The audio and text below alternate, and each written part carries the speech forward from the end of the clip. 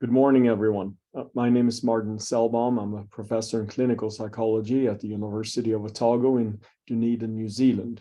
I'm going to provide you with an introduction to the newly released Multidimensional Personality Questionnaire, or the MPQ for short. In this introductory webinar, I'm going to give you a brief overview of the MPQ, talk a little bit about history and development, including some minor scale revisions that have been made to the original version of the instrument, talk about normative sample and how standardized scores were derived, talk a little bit about psychometrics, and finally talk about administration scoring and interpretation, including the police pre-employment interpretive report. So before I get into all of that, I just want to acknowledge my MPQ test co-authors, Professor Auke Tellegen from the University of Minnesota, developed the instrument in the 1970s. This is really his tool, and John Camp, Rick Handel, and myself were honored to be part of bringing this into published form and promoting it for applied use. I also want to acknowledge my PPIR co-authors, David Corey and Yossi Ben-Porath. We worked specifically on a police pre-employment interpretive report that I'm going to cover at the end of this webinar. And then more generally, I want to thank the publisher of the MPQ, the University of Minnesota Press, for all of their support throughout this process. It's been a very smooth process working with them, as well as my co-authors in bringing this to final form. So here is the manual, or I should say a picture of the cover of the manual for administration, scoring, and interpretation, which contains everything I'm about to talk about, with the exception of the police pre-employment interpreter report, which has its separate user guide that I'm going to highlight a little bit later. So in terms of general overview, the MPQ is now a 256 item self-report measure. Most of the items are responded to on a scale of true or false, though there are some 20 preference items as well. I'm going to describe this a little bit later. The MPQ should be used in an applied manner in any type of setting in which normal range personality traits might be of importance, which can be a wide range of different contexts, including organizational contexts, pre-employment contexts, and the like. Now, when the MPQ was developed into final form, we did some new rounds of data collections, which were funded by the University of Minnesota Press, that allowed us to make some modest scale revisions, also update on the reliability and validity, as well as developing norms that are representative of the general population, and in particular, the general United States population. There are a number of scales on the MPQ that I'm going to cover in a little bit more detail later. I'm just listing them here right now. There are 3 validity scales that are designed to measure different types of response bias. And then with respect to measuring substantive content on the MPQ, the higher order scales of positive emotionality, negative emotionality, and constraint kind of provides for the structure of the inventory, with the primary trait scales providing far more nuance with respect to interpretation of individual differences, personality traits. In terms of the history and newer developments, the MPQ was originally titled the Differential Personality Questionnaire, and was developed, as I said before, in the beginning of the 1970s, using a process that took approximately 10 years in total. This process was quite iterative, and the original goal was to actually explore the structure in constructs of personality and individual differences, personality traits through test construction. And the original aim was not necessarily to develop a self-report questionnaire of personality, but rather to promote personality theory and articulate the underlying individual differences dimensions that are important. Auke developed a series of questionnaires, 7 in total, that were sequentially modified as he collected more and more data. So again, in an iterative manner. He started out with some constructs that were essentially tentative ideas about what reflects personality and all possibilities of personality traits. And as he continued to collect data, the results of these data collections helped inform these constructs, make revisions to them, and promote further data collections. In 1982, the process had ended, and Auke described the MPQ in an unpublished brief manual in which he articulated 11 primary trait scales, which are the same primary trait scales as we have today, and 3 high-order factors that essentially explain the hierarchical structure of these 11 primary trait scales. There was a far more articulate detailing of the scale development process, subsequent validation of the MPQ in Tellegen and Waller in 2008. This was a book chapter that had been in press for a very long period of time. I think I remember when I was in graduate school in the early 2000s, and we used the MPQ, was always Tellegen and Waller in press, which was in reference to this book chapter that was seemingly never published until 2008. But that chapter also articulates the scale construction and personality exploration process in a great amount of detail. There have been different versions of the MPQ throughout history. I just mentioned the 1982 version. That was a booklet for the MPQ that contained 300 items. This booklet was subsequently revised about 20 years later in 2003, and the item pool was called down to 276 items. And subsequent to this, there have been a number of variant forms, mostly attempts at various brief forms. Chris Patrick and his colleagues developed a 155-item brief form, which they later simplified with respect to wording. Craig Marquardt and colleagues very recently published a 55-item brief version, which was primarily designed to provide brief assessment of the 3 broad domains of the MPQ rather than necessarily the 11 primary trait scales. There's also been a number of translations of the MPQ into different languages. Now, in terms of scale revisions, I'm not going to go into an enormous amount of detail here, but we discovered that some revisions were necessary simply because we also collected a new normative sample where we saw that some of the original item decisions that had been made no longer could be upheld. So we revised the validity scales as well as some of the primary trait scales, and actually developed brand new higher order scales that are based on items rather than factor scores, which were originally used for the MPQ.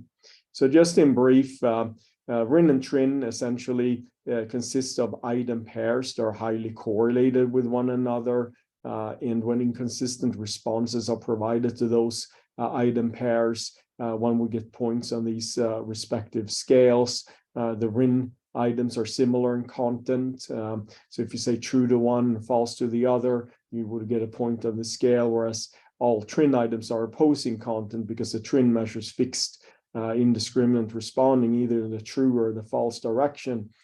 So if a person's true to 2 items are worded in opposite manner, they would get a point on the scale. So just analyses of the various item pairs, the original item pairs for Rin and Trin in the normative sample revealed that some changes were necessary. And in fact, more item pair responses ended up being added, as you can see here on the slide. The unlikely virtue scale, which is a measure of underreporting, originally had 14 items. But the key to the unlikely virtues is the emphasis on unlikely. And we discovered that in the normative sample, 3 of the 14 items were no longer unlikely, in that over 50% of the normative sample endorsed these items in the key direction. So that rendered them less useful with respect to assessing unlikely virtues. So we instead, we dropped these items and instead consider some candidate items that were correlated with the MMPI-3 L scale, which measures the same construct in 2 different samples in which people had been administered both the MPQ and the MMPI-3. Items that were correlated across 2 samples with the L scale and had appropriate content for what we're trying to measure were considered. In the end, we added an item, and the final scale is 12 items. Now, for the substantive scales, we're going to talk about standardized scoring in a little bit. We ended up using item response theory for that purpose, and that meant that all of our scales needed to meet the unidimensionality assumption for IRT, and this required some minor revisions.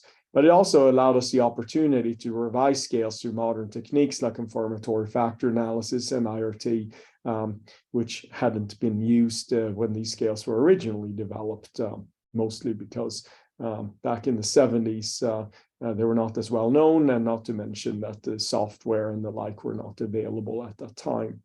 Also, the traditionalism scale specifically had some objectionable or potentially illegal content in some jurisdictions for use in pre-employment. So some items referring to religion needed to be removed, but the scale also was substantially revised, which I'll talk about in a second. And as I mentioned before, we developed item-based high-order scales because these scales were primarily scored based on regression weights derived from exploratory factor analyses of the primary trait scales, which would make scoring really cumbersome and also makes evaluation of reliability, especially internal consistency reliability, impossible. We also needed item-based scales so we could implement the IRT-based standardized scores that I'll talk about in a minute. In terms of the primary trait scales, I'm not going to belabor this. We essentially removed a couple to a few items from some of the scales due to poor factor loading, so the one factor model through CFA. And we found in all instances that the item content coverage and the validity, because we looked at correlations with external criteria measures as well, was not affected by these sorts of decisions. For harm avoidance, there was poor model fit overall due to clear method factors being present. About half of the items are preference items, whereas half are true false.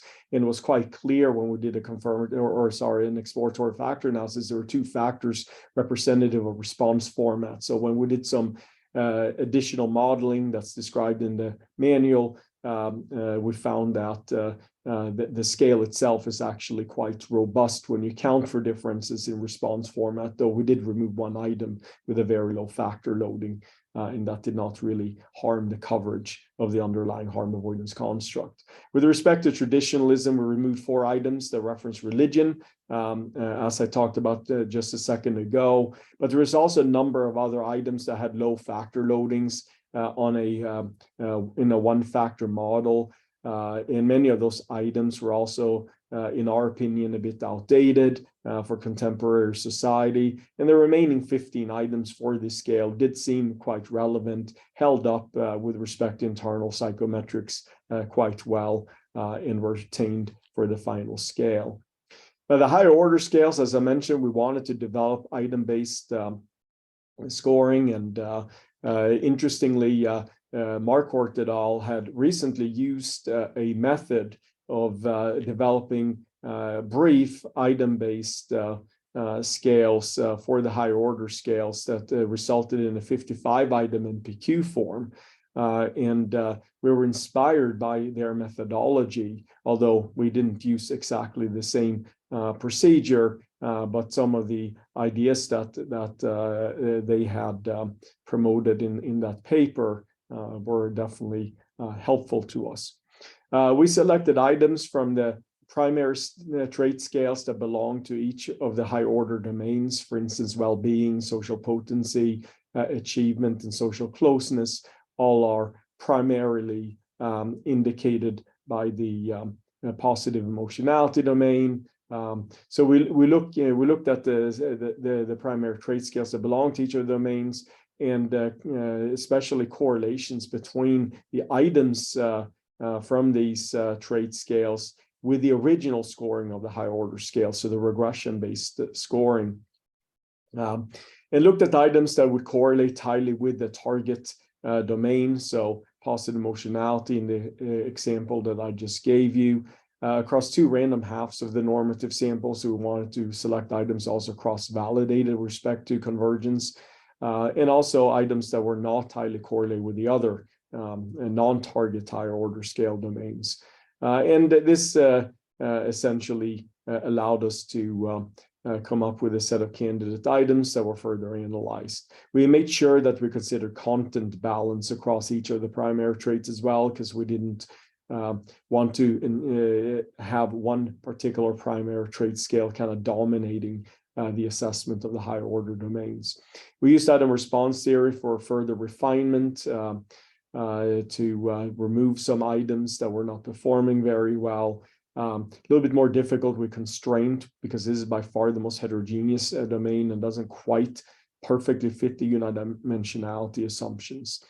We also, with the final set of scales, did a final exploratory factor analysis where we forced a three-factor structure to ensure that indeed these items kind of fell together in a manner that we had expected, and that was very much the case. So the final item-based scales for higher order domains range from 25 to 38.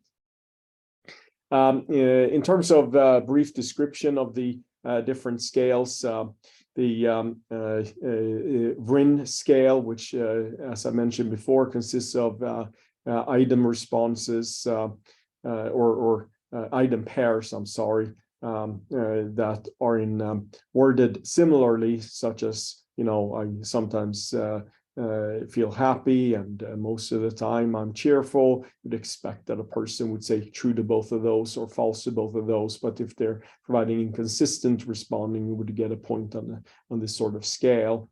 On the true response inconsistent scale, it really measures both true and false response inconsistency, and specifically fixed indiscriminate responding. All are items that are opposite in wording. So most of the time I feel sad, most of the time I feel happy. Of course, you expect true to one and false to the other. But if you get a similar response, you get a point on a scale like this. Of course, the item statements that I'm exemplifying here, I'm just making up on the go. These are not actual MPQ items.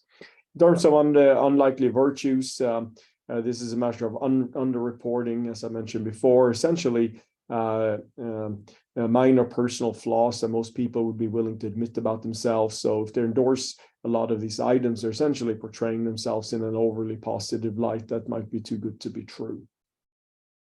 The higher order scales measure broad-based domains of personality, and essentially, as the names imply, positive emotionality reflects on the higher end of the scale. All of these scales, by the way, are bipolar, meaning that both high ends of the dimensions and low ends of the dimensions are meaningful. So positive emotionality reflects a propensity towards feeling efficacious, being actively engaged in one's environment, and being positive about and deriving pleasure from everyday life. So just a general propensity towards seeking out rewards and pleasure in one's environment, and feeling good about how one's life is going. Whereas, of course, low scores on the scale would be reflective of the opposites, a tendency towards just broad-based anhedonia, not experiencing much pleasure, feeling a lack of efficacy, and so on. And the primary trait scales that fall under this broad domain are well-being, social potency, achievement, and social closeness. Negative emotionality reflects a broad-based disposition towards reacting to everyday difficulties with strong negative emotions, such as anxiety, fear, anger, guilt, and being involved in adversarial interpersonal relationships that is primarily mediated by negative emotions. Of course, the opposite end of the scale will reflect a tendency towards emotional stability, being calm, being resilient, and being agreeable with people. The primary trait scales underlying this domain are stress reaction, alienation, and aggression. And then finally, we have the constraint domain that reflects a dispositional proclivity towards generally being planful, cautious, and conventional with respect to attitudes. And of course, the low end of this domain will reflect the opposites of being non-planful, potentially impulsive, and generally rejecting strict conventions of societal norms and so on. The three MPQ scales that fall under this domain is control, harm avoidance, and traditionalism. You may have noticed that absorption doesn't appear under any of these domains because it doesn't really load predominantly on any of these factors and is therefore considered separately. So in terms of the individual primary trait scales, they're pretty straightforward in terms of what they measure. Again, all of them being bipolar. So the low pole would essentially be opposite of what I'm listing on the slide here. Well-being gets at individual differences with respect to cheerfulness, being happy, optimistic, and enjoying life.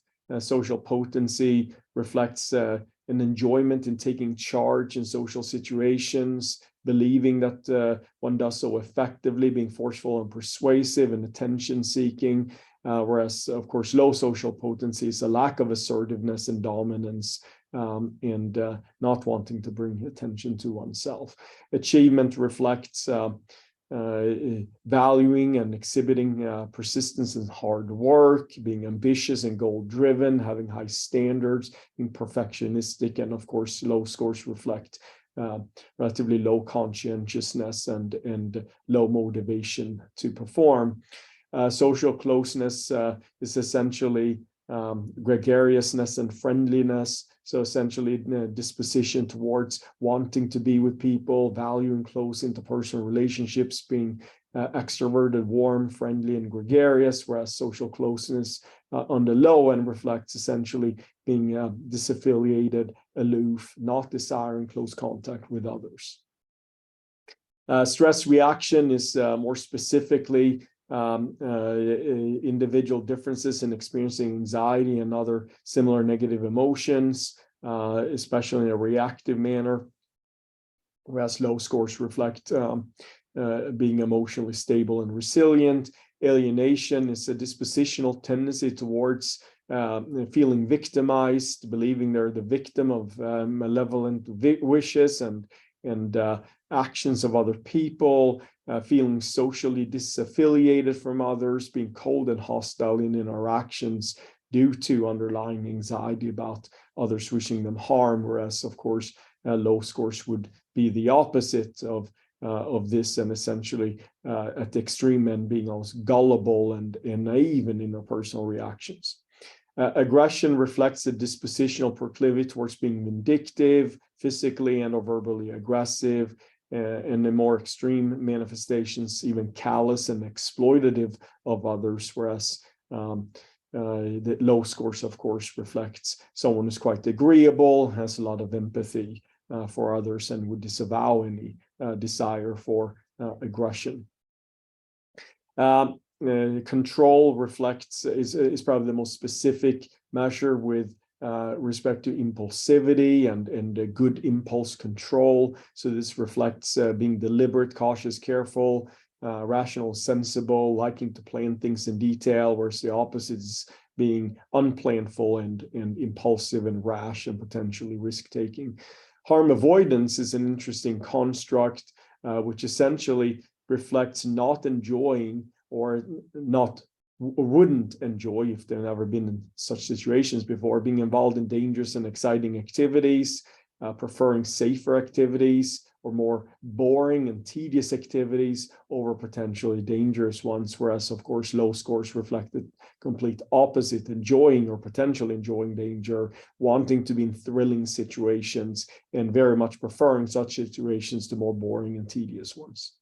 Traditionalism reflects having high moral standards, valuing conventional propriety and good reputation, but also, especially at the higher ends, being more rigid and inflexible in one's thinking about how others should behave and being outright authoritarian. Whereas the low scores essentially reflect openness to experience, perhaps even excessive endorsement of progressive ideas, and not being particularly conventional.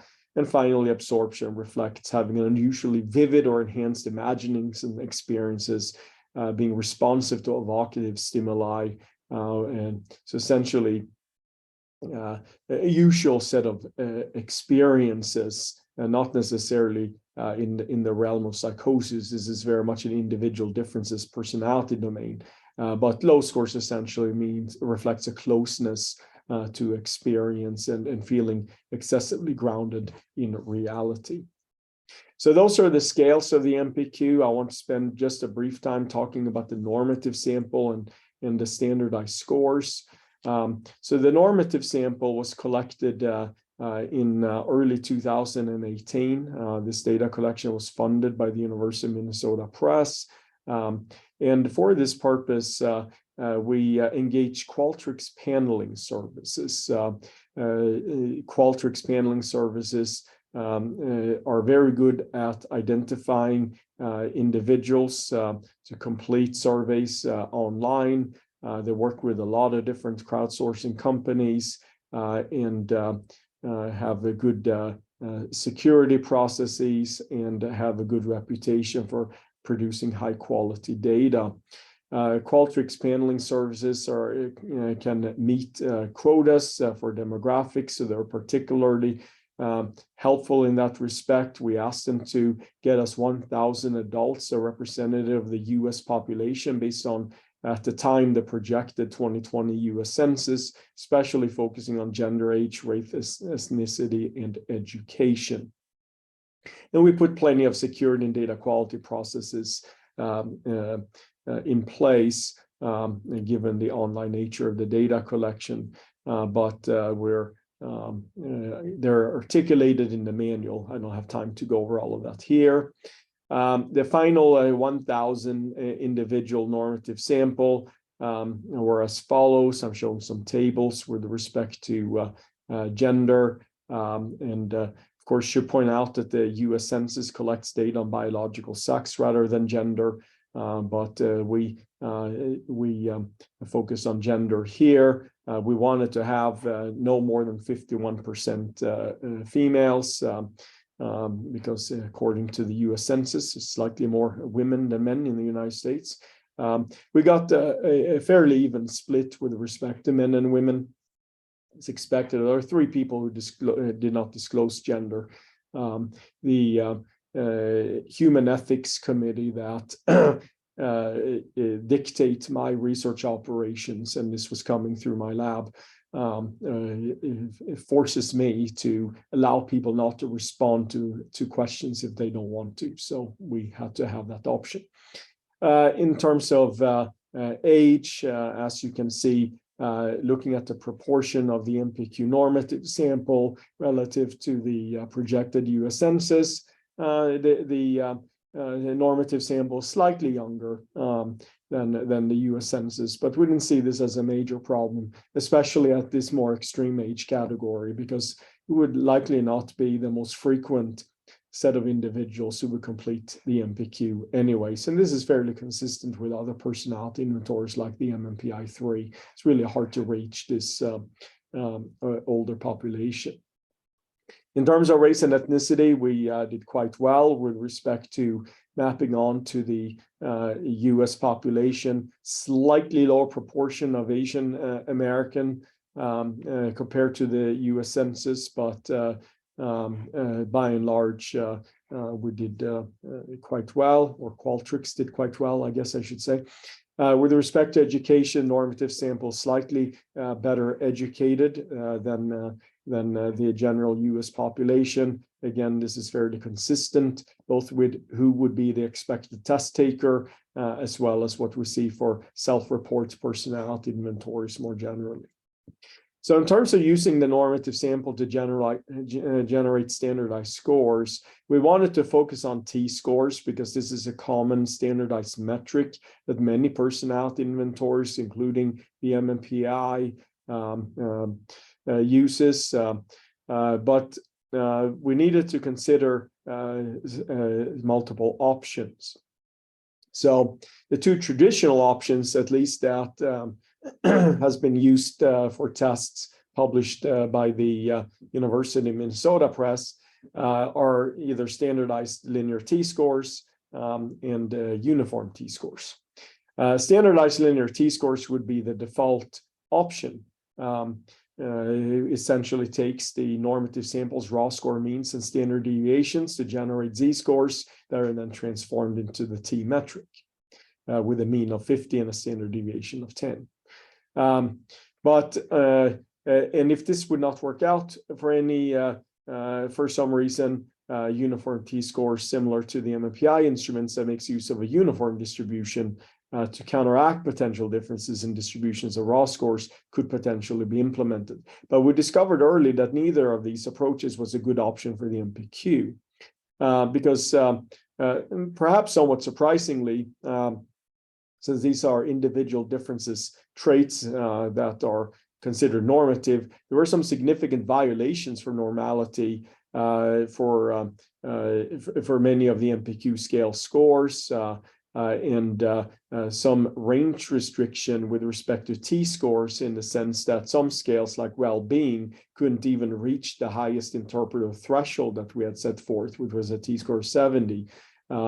So we needed to consider alternative approaches that would provide for a greater range of T-scores, as well as normalizing the distribution so that the T-scores on each of the individual scales would mean the same thing. And for instance, what happened here I'm showing examples of 3 scales: well-being, stress reaction, and aggression. And as you can see here, the distributions for all 3 scales are actually quite different.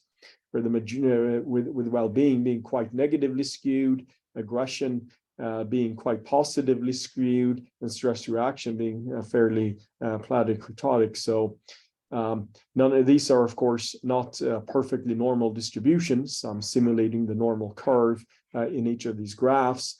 So again, it wouldn't be a good idea to just apply straight linear T-scores here, because the T-scores themselves would essentially be associated with different percentile ranks for each of the scales and therefore mean different things. The uniform approach wouldn't work either, because the uniform T-scoring approach essentially would suggest that all of the distributions, even if non-normal, would essentially be in a similar direction. In particular, for a test like the MMPI that measures psychopathology rather than normal personality, most of those distributions would be slightly positively skewed. But if we try to come up with a uniform distribution based on all of these scales, we would essentially, given all of the opposing distributions as well as flat distributions, essentially come up with an average distribution that would be normal. And we already knew that applying linear T-scores, which assumes a perfectly normal distribution, wouldn't work. So therefore, we used item response theory as a method of normalizing T-scores. IRT hasn't been used frequently with respect to standardizing scores, but it is a frequently used method in the development and evaluation of personality inventories.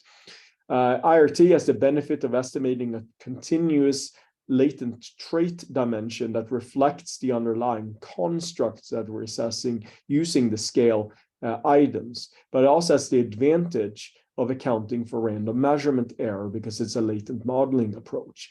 And by doing that, we're providing for greater precision of estimating an individual standing on the underlying latent construct. which is better than the classical test approaches that are usually used for scale development. And when we apply logistic RT models, which tend to be standard in personality research, the latent trait is assumed to be normally distributed and will fit the item parameters to conform to that underlying assumption. And IRT gives a lot of information that I don't have time to cover here, but essentially what we did was to generate test characteristic curves, which is essentially an estimate using all of the items on the scale. You can estimate across the board of the scale standing on the underlying latent construct, which here is expressed in z-score units or standard deviation units, so mean of 0 and a standard deviation of 1. And using this latent trait dimension that's been estimated, one can essentially estimate what the corresponding observed raw score should be. So using well-being as an example, if someone gets a raw score of 17 on that test, the estimated latent trait standing is pretty much 0.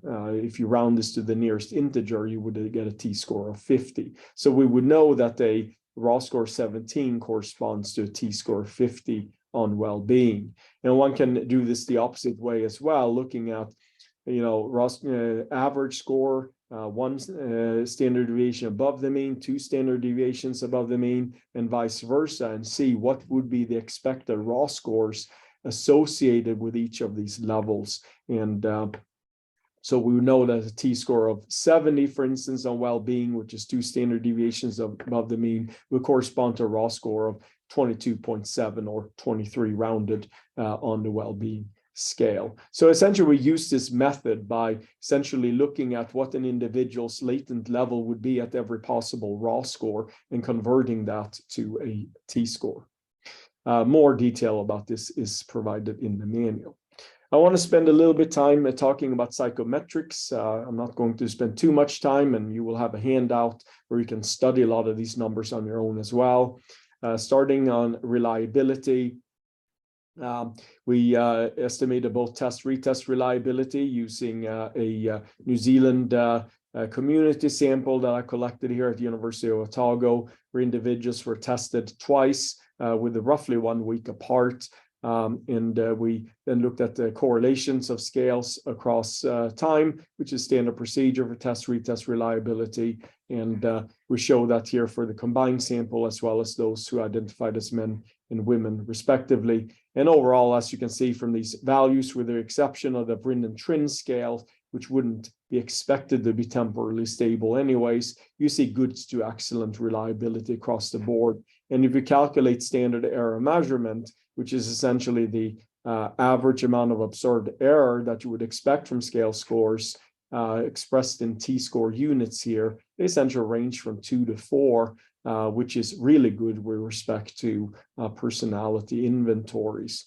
We, of course, also calculated internal consistency reliability, which is commonplace for self-report questionnaires in the normative sample. And with the exception of Vrind and Trin, which again are not supposed to be internally consistent, since the items are not necessarily measuring a coherent underlying construct, the rest of them all fell within acceptable standards. Most of them were in the what would be considered good to excellent range, and corresponding standard error measurement units were all also quite good.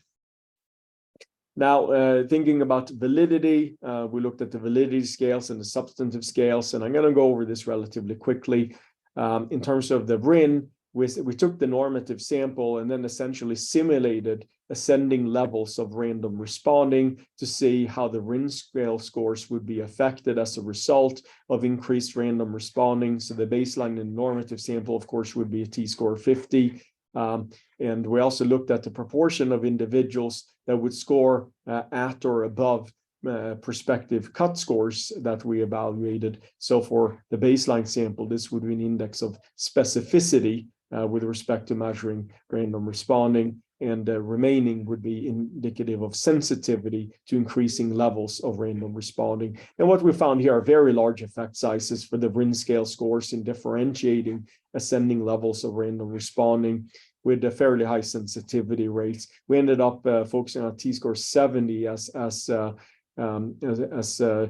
indicating invalid responding because of relatively low specificity. Only roughly 6% of the non-random responders scored that high, whereas fairly good sensitivity rates. For TRIN, we did the same, but we simulated both true and false responding, and we see similar types of results, even larger effect size estimates in identifying ascending levels of true and false indiscriminate responding, respectively. Looked at the different cut scores, and again settled on 70 as the optimal score for invalidating protocols, which are even better sensitivity and specificity than what we observed for RIN. In terms of evaluating underreporting, these are unpublished data. They're actually not appearing in the manual because we finished the data collection later, but it's a project development grant that I got from the press. And then we essentially asked individuals from the Dunedin, New Zealand community to complete the test as if they were going through a job selection, and compared it to people who took the test under standard instructions. And these are the means of the UV scale in underreporting versus standard instructions, so slightly lower than what you see in the US population. The bottom line is the effect size is very large at differentiating these groups, which is evidence for validity. What I'm also presenting here is a snapshot of some correlations in the manual, just showing correlations between high order scales and domain scores from the 5-factor model personality, which is a very popular alternative model of thinking of personality. And I'm highlighting here on the slide the correlations that are the most conceptually relevant for each of the 3 MPQ scales. So negative emotionality with neuroticism, positive emotionality with extroversion, constraint with conscientiousness. And we see that these correlations are substantial and far higher than what you see with the other 5-factor model domains, which is evidence for discriminant validity. And similarly, for each of the primary trait scales, selected some criteria that are, at least in my own judgment, deemed to be the most conceptually relevant of all of the criteria that we presented in the manual. So well-being for well-being probably goes without saying, and again found a good range of convergence across primary trait scales with these sorts of scales like grit for achievement, warmth or friendliness, for social closeness, and so on, with the cross correlations being far smaller, indicating support for discriminant validity. And we're showing this for all of the different primary trait scales, which I don't have time to go over in any great detail, but you see the pattern for yourself and you can study these on your own. There've been plenty of MPQ research over the last several decades as well. I don't really have time to go over this in any great amount of detail on the subsequent slides. I'm just kind of highlighting a few things that I think are of importance. Just some representative examples of what's done. This is not an exhaustive listing of the literature on this instrument. I do recommend that you read chapter 1 of the manual that goes over some of this research in more detail than I'm doing here. But anyhow, some research on the MPQ took place in the Minnesota twin studies. The MPQ was a standard personality inventory included when the Minnesota twin registry sample was collected, and this allowed for important studies on stability of scores over time, as well as genetic coefficients of scale scores. One of the landmark studies on the genetics of personality was published by Alcatel, again using the MPQ for this purpose in the 1980s. Studies on the joint factor structure, especially with other measures like the MMPI, the NEO-PI, which is a common measure of the 5-factor model personality, both of which support the overall structure of the MPQ. The use of IRT for MPQ scale scores is not new. Neil Swaller, Steve Rees, and their colleagues have done some studies in the 1990s looking at IRT parameters of MPQ scales that also supported them as unidimensional constructs in those times. There's also been lots of research looking at personality vulnerability to developing psychopathology conditions. Watson and colleagues, for instance, looked at PEM and NEM as vulnerability factors for depression and anxiety, respectively. Bob Kruger and colleagues looked at the MPQ scales, linking them up with the internalizing and externalizing manifestations, psychopathology, for instance, NEM being particularly relevant to emotional disorders, and constraint or low levels of constraint being reflective of externalizing disorders. There's been a lot of work in that regard. One of my first studies when I was a graduate student at Kent State was looking at overlap between MMPI-2 and MPQ in university students, MMPI-2, of course, being a measure of psychopathology, and showing that MPQ scale scores were associated with MPI-2 scores in a pattern that one would conceptually expect. There's also been some work on estimating psychopathy according to the triarchic psychopathy model that's been forwarded by Chris Patrick using MPQ items. Now, MPQ items reflect more normative individual personality processes, so it's unlikely that the MPQ could measure psychopathy in a more clinical sense, but nevertheless, they developed scales that have been validated across samples, including in the Dunedin longitudinal study, and showing some good validity support for this purpose. So probably more looking at normative personality traits that underlie the concept of psychopathy more so than clinical psychopathy in itself. So in summary, the MPQ has been used in a wide array of populations, used to explain personality phenomena in a wide range of different contexts, including specific applications such as pre-employment evaluations of police officers that I'm going to talk about in a little bit. In terms of administering the MPQ, it's pretty straightforward. 256 items, 236 are true false, 20 are forced choice, A and B items that essentially reflect a preference for two options. Standard administration time of the MPQ is faster online if you use Q Global than using paper and pencil booklet. And standardized procedures for any self-report inventory, such as those for MMPI, should be followed, including ensuring that people can actually read the test. Scoring must be used via Q Global. There are no hand scoring methods available for the MPQ. If you administer the test online, you can immediately score it. If you use the item, use the booklet and answer sheet, you need to key in the item responses into Q Global, or mail the response sheet into Pearson, or use a scanner that can be sold as well, or purchased as well, to get these into Q Global. The MPQ score report I'm going to talk about now includes a cover page. The first page is a single page with a score profile. It includes all of the scales that can be scored with or without the comparison group. The comparison groups that are available at the time of a publication are police pre-offer applicants and police post-offer candidates. These are slightly different stages of assessment I'm going to talk about in that context in a little bit, and university students. Then there's a summary page where all of the scales have essentially been reorganized to facilitate interpretation according to the framework that we present in the manual, and then item level information that includes unscorable responses, as well as any user designated item level responses if the user wants to look at what items may have triggered elevations or low scores on particular scales.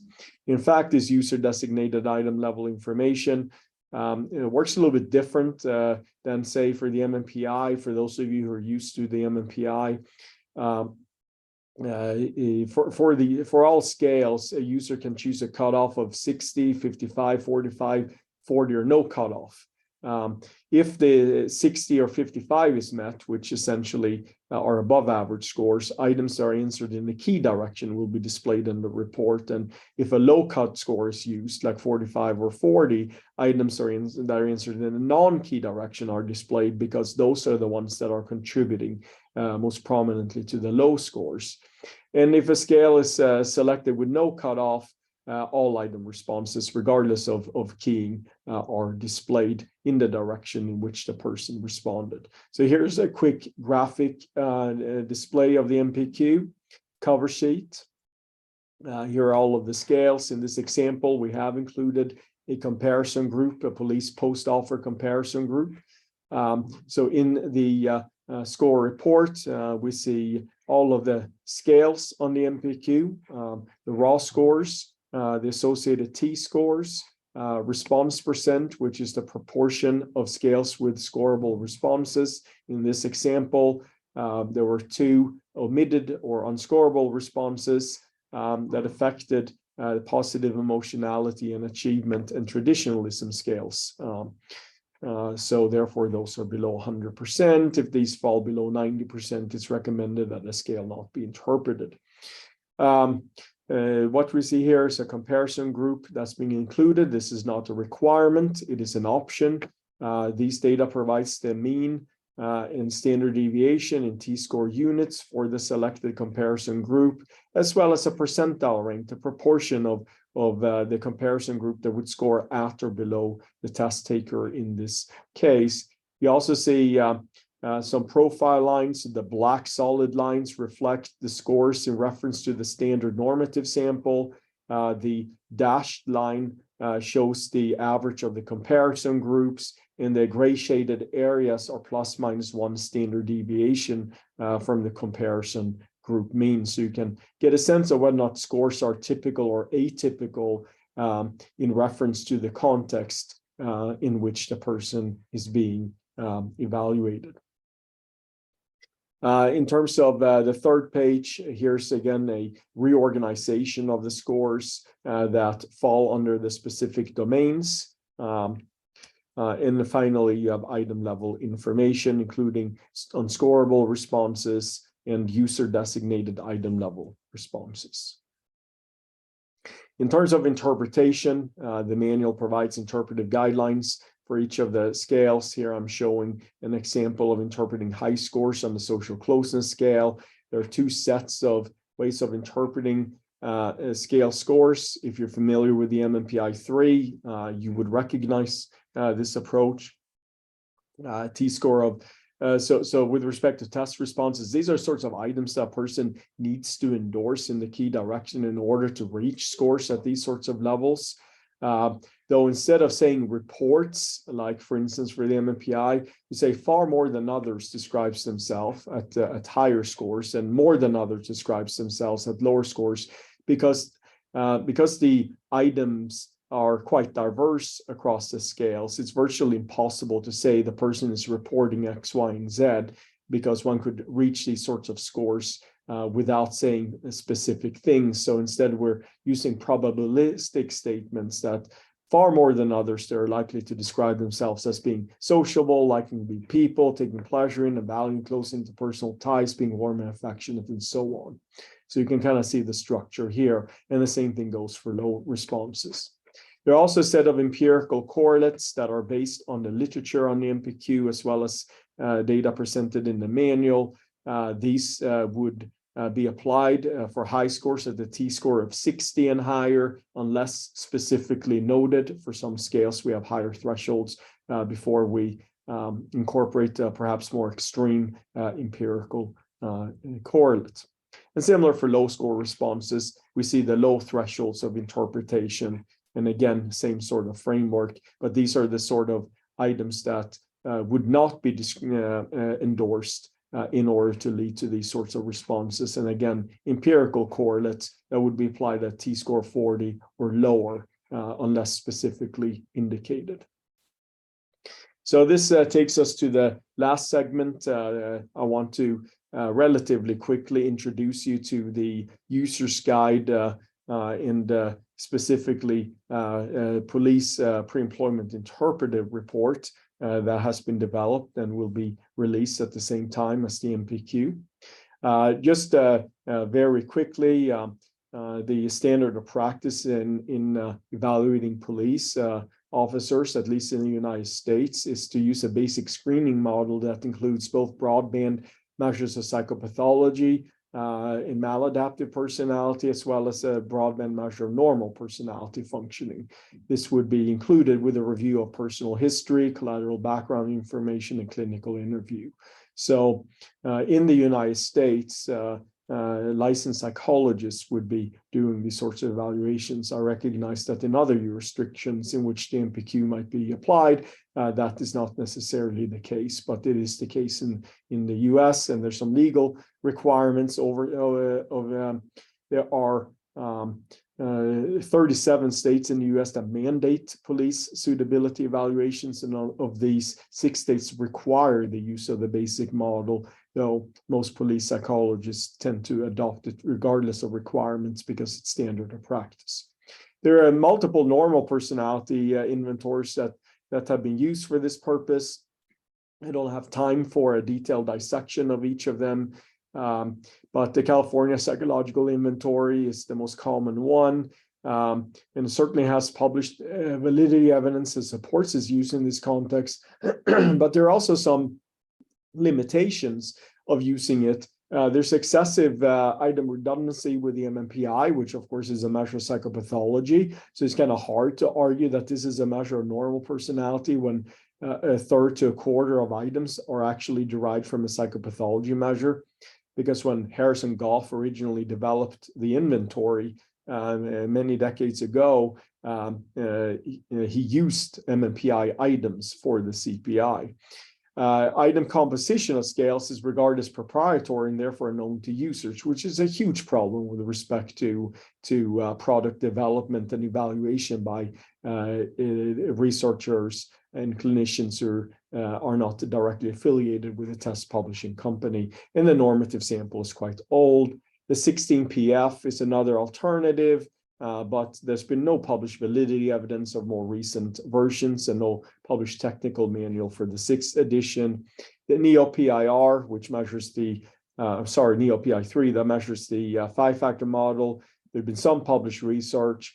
5-factor model is a popular model of personality in academic contexts, but it has no validity scales, and the authors of the test refuse to incorporate validity scales into the scoring because they do not believe them to be useful, which anyone who does these sorts of evaluations know that it is critical to assess underreporting in particular. The police-specific MPQ interpretive sources are listed here. Decor, Yosef Ben-Porath, and I published a couple of studies that I'll mention quickly, as well as a bunch of new data in the MPQ Users Guide for the police pre-employment interpretive reports, where we show correlations with the CPI, as well as with a range of external validity data derived from the naturalistic settings of police officer applicants or candidates, as well as predictive validity data after they've been hired or were in the police academy. Some studies we published looked at the validity of the MPQ in being associated with different types of information across the entire range of evaluations of background data, clinicians' opinions about the suitability, which they didn't use the MPQ for this purpose. The MPQ was only administered as a research instrument, so they did not have access to MPQ scores, as well as predicting poor performance based on supervisor ratings after they'd been hired, and showed some good support for that. Also showed some support for incremental validity above and beyond the MMPI-2RF, which of course is the measure of psychopathology that had been used as some additional outcome data as well that supplemented the original examination.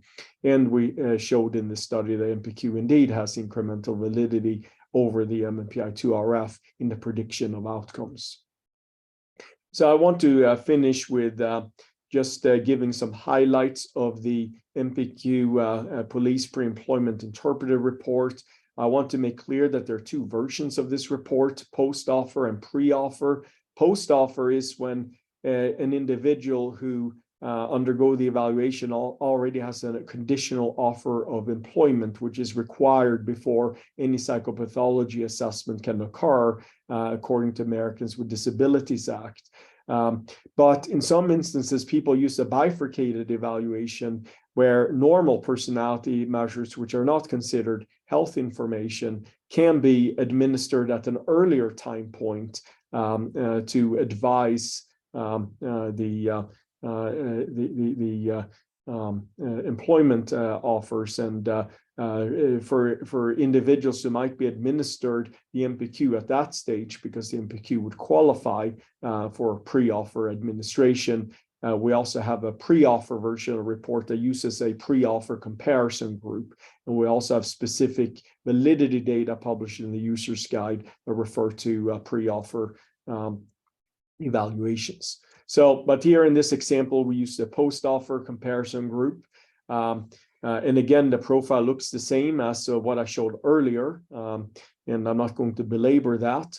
The cut scores for indicating potential problematic and as well as positive personality attributes are slightly different for scale scores because they take the comparison group into account. So any users of this would have to be aware that sometimes, even though traditionally elevated or low scores like alienation, here it's at the bottom, would not be interpreted because the score is too frequent in the comparison group. For instance, you see that 45% of the post-offer comparison group scores a t-score of 26 or raw score 0 on alienation. So that's not particularly useful with respect to interpreting low scores. So I have to keep that in mind, that interpretation is based on in relation to deviance from the comparison group data more so than just a traditional normative sample. These other slides are the same. What is not the same as the traditional score report, of course, is the interpretation narrative. So here we're showing again an example for the post-offer report. Pre-offer would be quite similar, but instead of referring to police officer candidates, we refer to police applicants throughout the report because that reflects the stage in which they're in at the time of evaluation. Start out with some text in italics. That's just boilerplate language that provides some guidance for the user. I don't have time to read all of this, but you can study this on your own in the handout. And then starts out with synopsis that essentially provides a brief overview of the major findings with respect both to personality correlates as well as job relevant correlates, which are indicative of outcomes that scale scores tend to predict. And that's been organized according to suitability dimensions that are frequently used in the context of doing evaluations of public safety officers. The first major section refers to protocol validity that begins with unscorable responses, a reflection of inconsistent responding, as well as underreporting.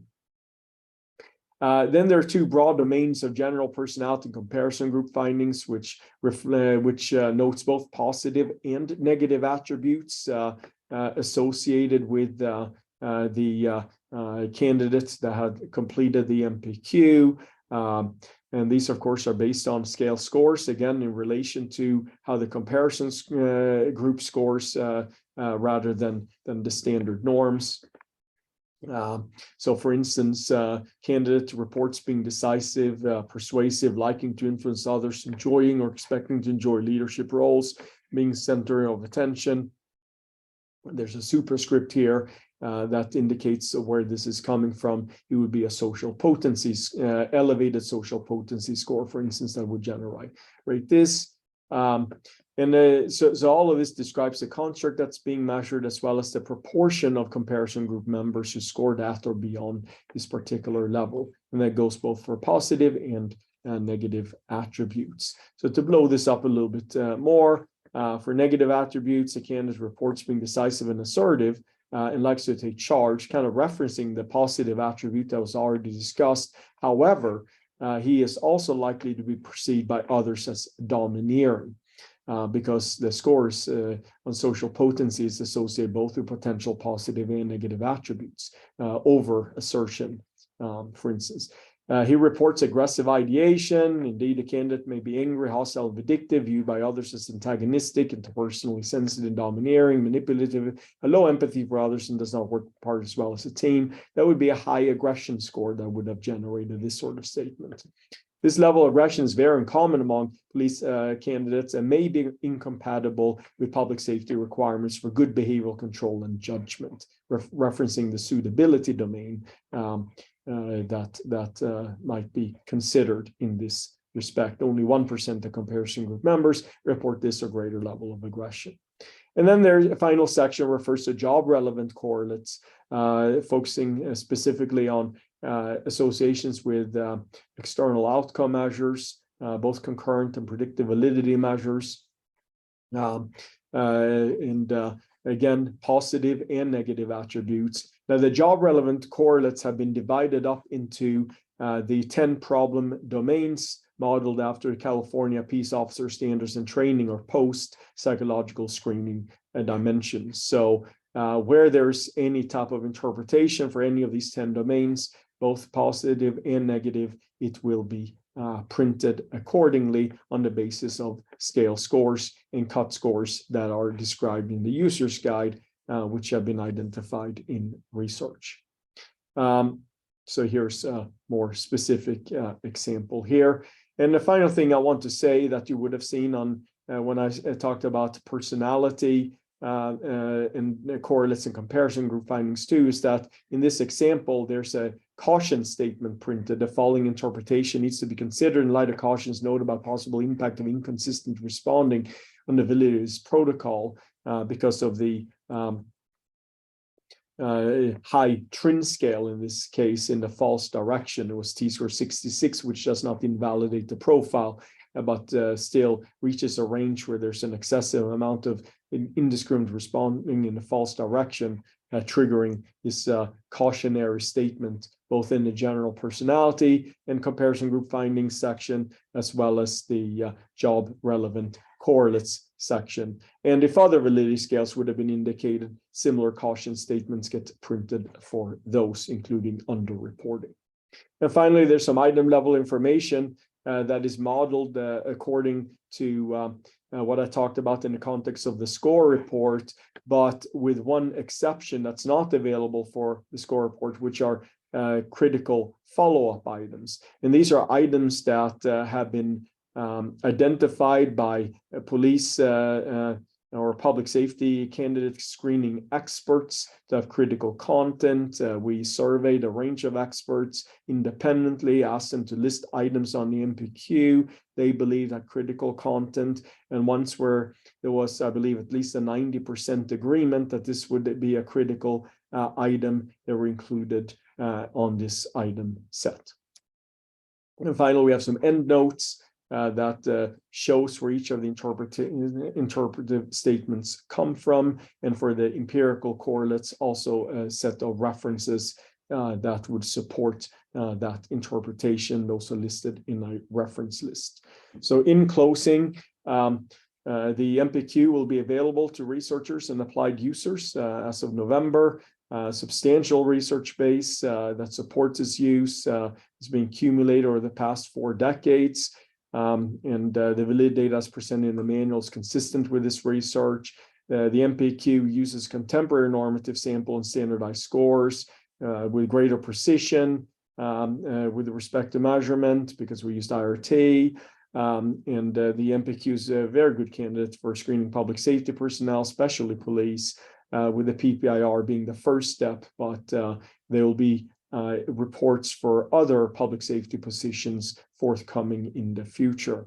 So the MPQ is a candidate for measuring normal personality traits in any applied context in which individual differences of personality information is useful. But of course, we also encourage research in any alternative settings using this inventory if it's to be used for predictive purposes. So that concludes this webinar.